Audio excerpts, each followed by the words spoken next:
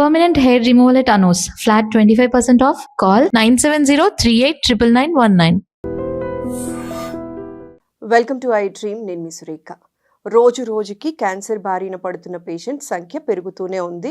ప్రతి 28 మందిలో ఒక్కరు క్యాన్సర్కి గురవుతున్నారు అనేది రీసెంట్ సర్వీస్ చెప్తూ ఉన్నాయి.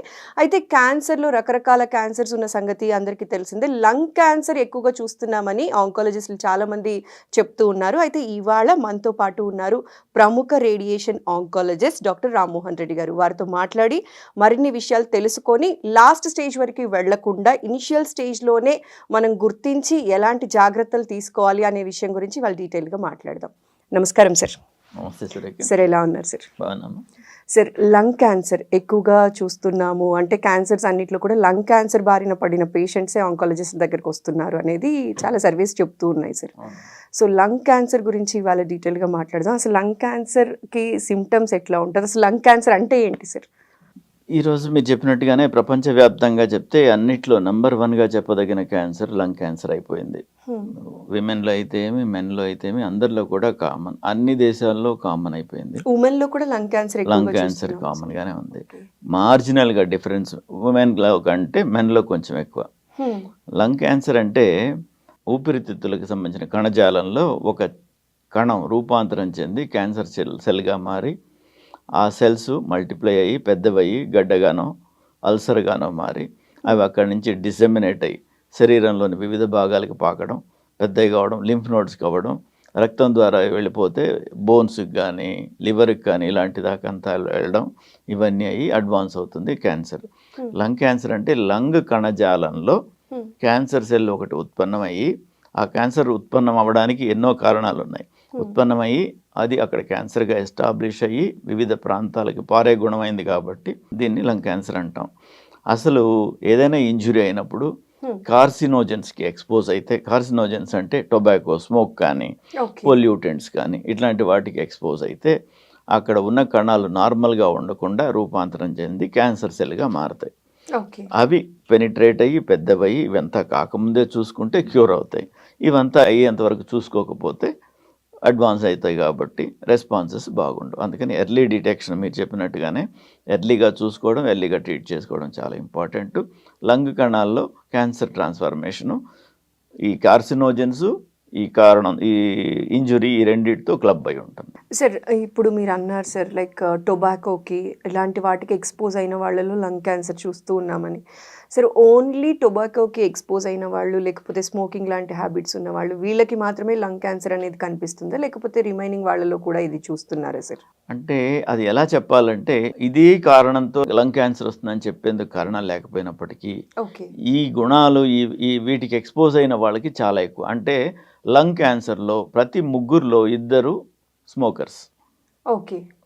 ప్రతి 3 2 స్మోకర్స్ అంటే స్మోకర్స్లో డబుల్, నాన్ స్మోకర్స్లో కంటే డబుల్ ఉన్నట్టు.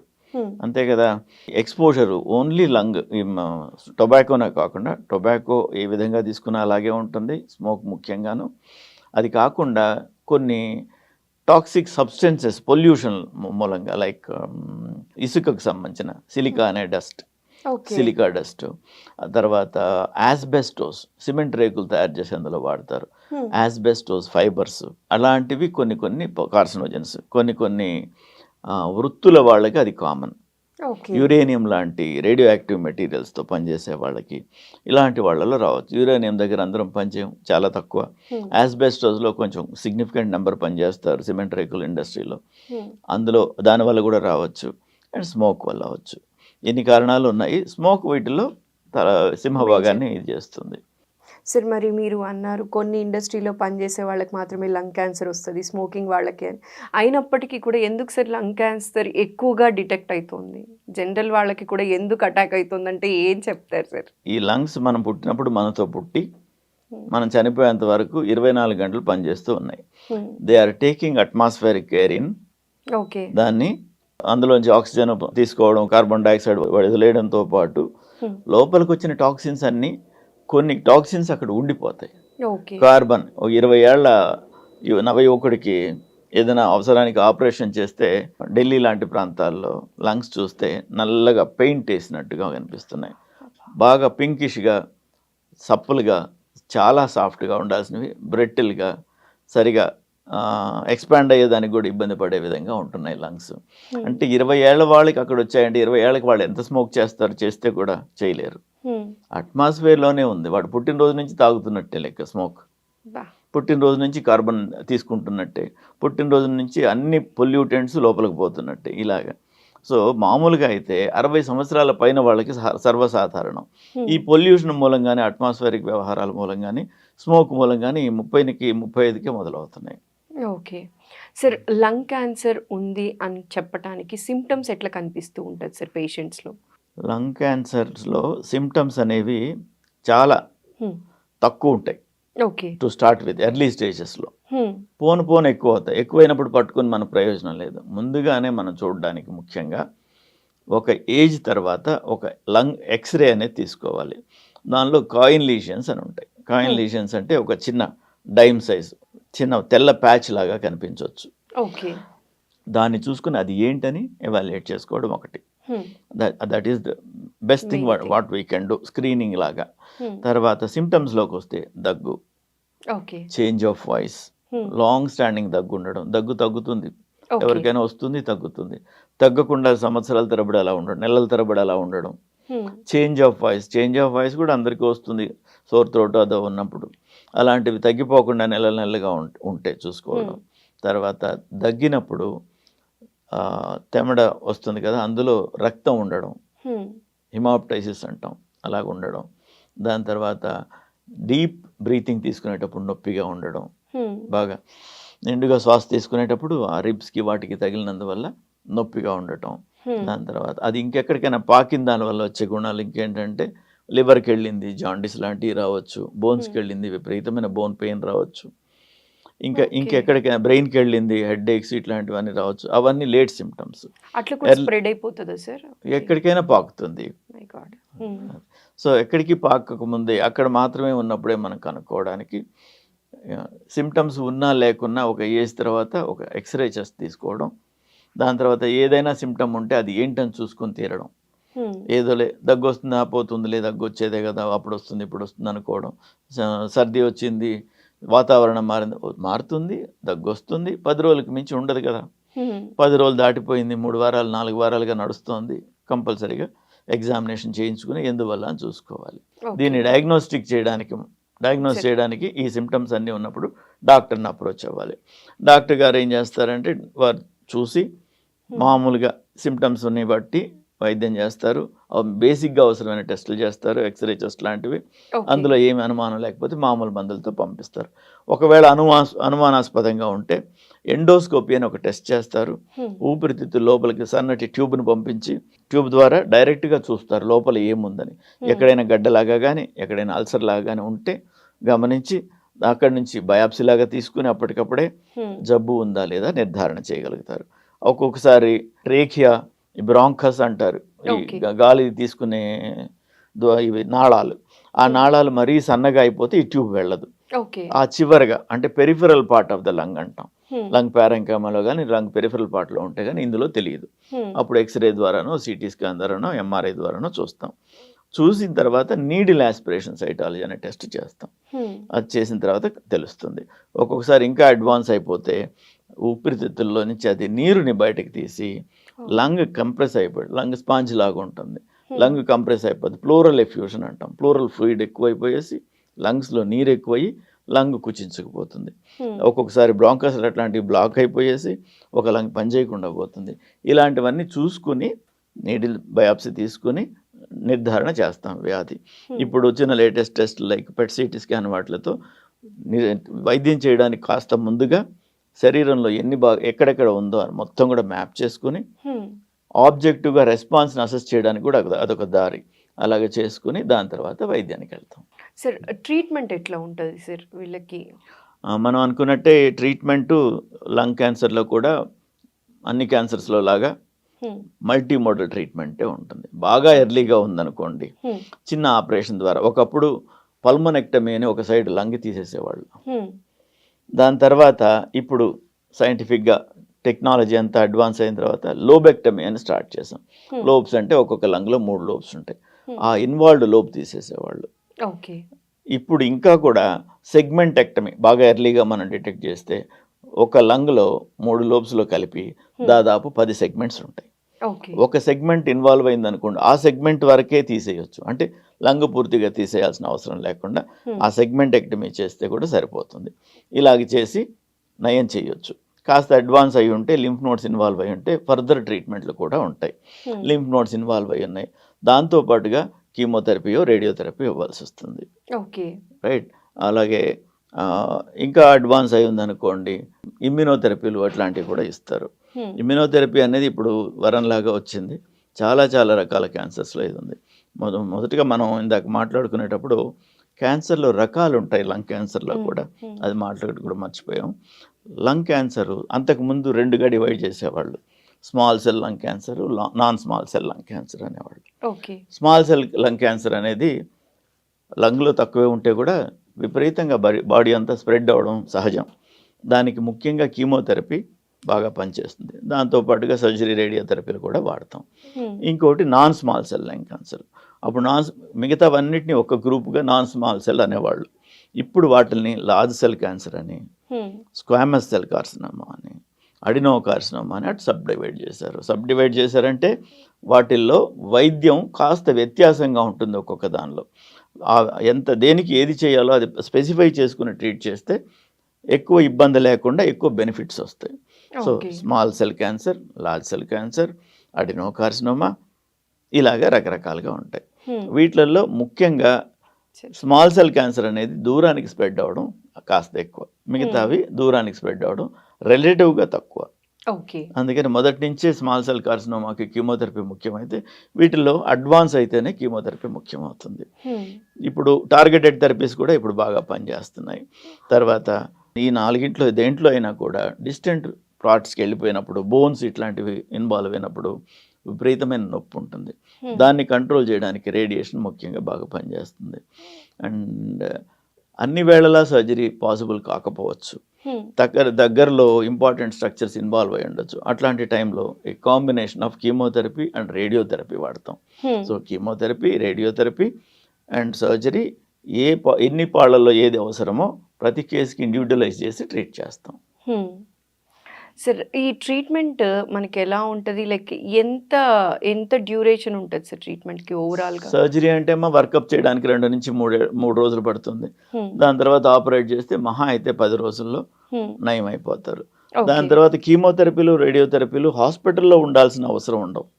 కీమోథెరపీ అంటే 1 రోజు, 2 రోజులు, 3 రోజులు అడ్మిట్ అవుతారు, వైద్యం చేయించుకుంటారు, ఇంటికి వెళ్ళిపోతారు. తర్వాత షెడ్యూల్ 3 వారాలకో 4 వారాలకు ఉంటే అప్పుడు వస్తారు. సో ట్రీట్మెంట్ ఉన్నప్పటికీ it is not continuously hospitalised treatment. హాస్పిటల్లోనే ఉండి వైద్యం చేసుకునేది కాదు కనుక వస్తూ పోతూ అయిపోతుంది కనుక వరి అవ్వాల్సింది లేదు. రేడియేషన్ అనుకుంటే మాత్రం 4 నుంచి 6 వారాల పాటు ప్రతిరోజు 10 నిమిషాల పాటు హాస్పిటల్కి వచ్చి వెళ్ళాలి. అప్పుడు కూడా అడ్మిషన్ అవసరం ఉండదు. సార్, ఓవరాల్గా మనకి సర్జరీ, కీమో, రేడియేషన్ అన్నీ కలిపి క్యూర్ అయ్యి మళ్ళీ మనిషిగా నార్మల్ అవ్వాలి అంటే ఎన్ని మంత్స్ పడుతుంది సార్? దాదాపు 4 నుంచి 5 నెలలుగా తీసుకోవాల్సి వస్తుంది. ఒకవేళ అన్ని ఇవ్వాల్సి వస్తే అందరికీ అన్ని అవసరం ఉండవు కదా. కొంత సర్జరీతో నయం అయిపోతారు, అంటే 10 రోజుల్లోనే ఇంటికి వెళ్తారు. కొందరికి సర్జరీ అసలు అవసరమే రాదు, మహా అయితే 5 వారాల్లో అయిపోతుంది. కీమోథెరపీ అంటే మాత్రం షెడ్యూల్ ఎలా ఉంటుందంటే 3 వారాలకు 4 వారాలకు ఒకసారి ఉంటుంది. అలాగే 6 సార్లు 8 సార్లు ఇస్తాం. సో అది ఎక్కువ రోజులు పడుతుంది. ఇంటర్మీడియట్గా హాస్పిటల్కి రావడం కాబట్టి ఇప్పుడు ఏదో చిన్న ఇబ్బంది వచ్చింది, రోజు డ్రెస్సింగ్కి వచ్చిపోమంటే వచ్చిపోతాం కదా. అలాగే సార్, అంటే మీరు ఆల్మోస్ట్ చాలా డికేడ్స్ నుంచి చాలా మంది 1,00,000 మందికి పైగా పేషెంట్స్ని ట్రీట్ చేశారు సార్. అప్పటి ట్రీట్మెంట్ని ఇప్పటి ట్రీట్మెంట్ని కంపేర్ చేస్తే ఇప్పుడు క్యాన్సర్ పేషెంట్స్ ఎలా రిసీవ్ చేసుకోగలుగుతున్నారు సార్? అంటే ఎంత అడ్వాన్స్డ్ ట్రీట్మెంట్స్ వచ్చాయి, ఇప్పటికీ కూడా క్యాన్సర్ డిటెక్ట్ అయ్యింది అనగానే ట్రీట్మెంట్కి ఎక్కువ భయపడిపోతూ ఉన్నారు. నేను చెప్తాను, ఒకటి చెప్తాను. దేశవ్యాప్తంగా చూసుకుంటే ఈరోజు ప్రతి సంవత్సరం 70,000 లంగ్ క్యాన్సర్లు డిటెక్ట్ అవుతున్నాయి. ఒక లంగ్ మాత్రమే 70,000 కంటే ఎక్కువ. ఓన్లీ లంగ్ క్యాన్సర్ వరకే తీసుకుంటే 70,000 కంటే ఎక్కువ. ఇన్ని లంగ్ క్యాన్సర్లు ఎప్పుడూ ఉన్నాయి. 20 ఏళ్ల కింద 5-6 కంటే డిటెక్ట్ అయ్యేవి కాదు. అప్పుడు డిటెక్ట్ అయ్యేవి తక్కువ ఉండేవి, ఇప్పుడు డిటెక్ట్ అయ్యేవి ఎక్కువ ఉండేవి. అప్పుడు డిటెక్ట్ అయ్యేటప్పటికి అడ్వాన్స్డ్గా చూసేవాళ్ళం. మా దగ్గరకు వచ్చేవాళ్ళు 3-4 స్టేజ్లోనే కామన్గా ఉండేవాళ్ళు ఒకప్పుడు. ఇప్పుడు first stage cancers of lung కూడా చాలా కామన్గా చూస్తున్నాం. కాయిన్ లీజన్గా ఉన్నప్పుడే ఎవాల్యుయేట్ చేసుకునే వాళ్ళు చాలా ఎక్కువ మంది ఉన్నారు. డాక్టర్ దగ్గరికి వెళ్ళినా ఇవాళ రేపు ఏ విషయం గురించి వెళ్ళినప్పటికీ chest x-ray has become a common. Chest x-ray ప్రతిదానికి అవసరంగా ఉంది. ప్రతిదానికి అవసరమైనప్పుడు అందులో ఇది ఉండగానే వెంటనే చూసుకుంటారు. ఓకే. వరంలాగా పేషెంట్ ఏ అవసరానికి వెళ్ళి చెస్ట్ ఎక్స్రే తీసుకున్నప్పటికీ వాళ్ళకి వరంలాగా లంగ్ని స్క్రీన్ చేసుకున్నట్టు. ఓకే. సో ఇలాగా. సో అప్పుడు అడ్వాన్స్డ్గా చూస్తున్నవన్నీ ఇప్పుడు ఎర్లీగా చూస్తున్నాం. ఇప్పుడు ఎర్లీగా చూస్తున్నాం కనుక క్యూర్ రేట్స్ ఎక్కువ. ఓకే. క్యూర్ అయిన వాళ్ళు మాకు కనిపించే వాళ్ళు ఎక్కువ ఉన్నారు. ఒక కాలంలో 20 ఏళ్ల కిందట నేను ఎక్కడైనా ఏదో ఊర్లో ఎక్కడో ప్రయాణం చేసేటప్పుడు డాక్టర్ గారు నమస్తే అన్నారంటే ఏమయ్యాడో, వీళ్ళ పేషెంట్కి బాగైందో లేదో, తిడతాడా పొగుడతాడా అని ఆలోచన చేయాల్సి వచ్చేది. వచ్చి ఏదో చెప్పేవాళ్ళు, వాళ్ళ పేషెంట్ ఏమయ్యాడో వివరం చెప్పేవాళ్ళు, నమస్కారం చెప్పి డిస్పర్స్ అయ్యేవాళ్ళం. ఈరోజు అలాగ లేదు. ఎక్కడికి పోయినా కానీ సర్వైవర్స్ ఉన్నారు. ఈరోజు అలా ఎక్కడ పోయినా సర్వైవర్స్ ఉన్నారంటే ఏంటి, వచ్చారు, నయమయ్యారు, సంతోషంగా జనజీవన స్రవంతిలో వాళ్ళు కలిసిపోయారు. ఎక్కడికన్నా పోతే హాయ్ అంటే మేము సంతోషంగా హాయ్ అనగలుగుతున్నాం. రైట్. అండ్ ఆ రోజుల్లో కొన్ని పరిస్థితుల్లో మేము వివరంగా ఎలా అవుతుంది నెక్స్ట్ అనేది చెప్పలేకపోయేవాళ్ళం. డయాగ్నోస్టిక్స్ టెక్నాలజీ సరిగా లేనందువల్ల. ఇప్పుడున్న టెక్నాలజీతో డయాగ్నోస్టిక్స్ వివరంగా తెలిసినందువల్ల, పెట్ స్కాన్ లాంటి దానివల్ల total volume of disease establish అవుతున్నందువల్ల వాళ్ళకి వివరంగా ప్రోగ్నోసిస్ చెప్తున్నాం. చనిపోయే వాళ్ళు అయితే కూడా ఈ సంవత్సరంలో చనిపోయేదానికి ఆస్కారం ఉంది, కాదు 5-6 ఏళ్ళు బాగుంటారు మీరు అని, వైద్యం చేస్తే 5-6 ఏళ్ళు కాదు 10 ఏళ్ళు కూడా బాగుంటారు అని కరెక్ట్గా చెప్పగలుగుతున్నాం. Okay. To a great extent predictability ఎక్కువైంది. చాలా వరకు రమారమి మేము చెప్పింది జరిగే విధంగా మేము అసెస్ చేసుకునే దానికి మాకు టెక్నాలజీ ఈరోజు సపోర్ట్ చేస్తుంది. ఓకే.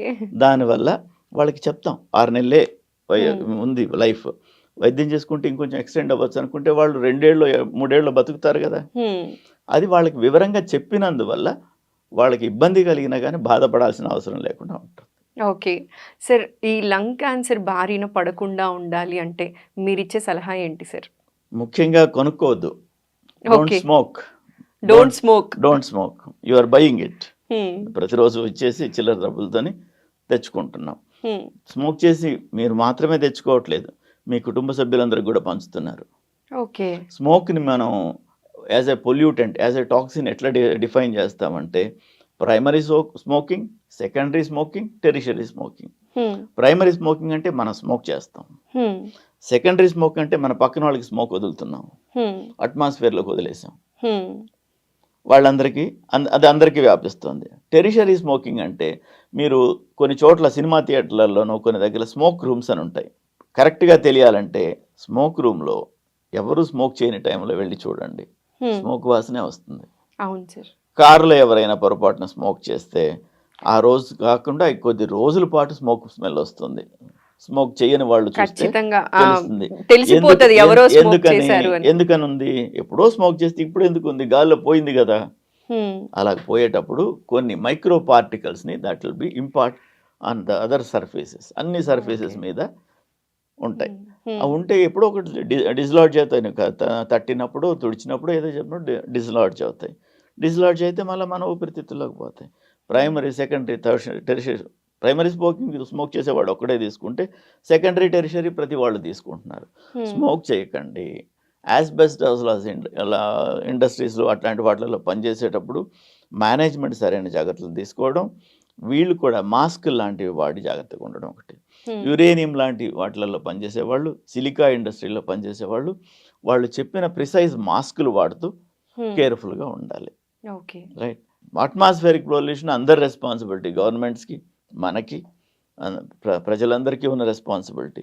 అట్మాస్ఫియర్ని పొల్యూట్ చేయకండి, మొక్కల్ని పెంచుకోండి, మంచి గాలిని పీల్చుకోండి. నమస్కారం. Thank you.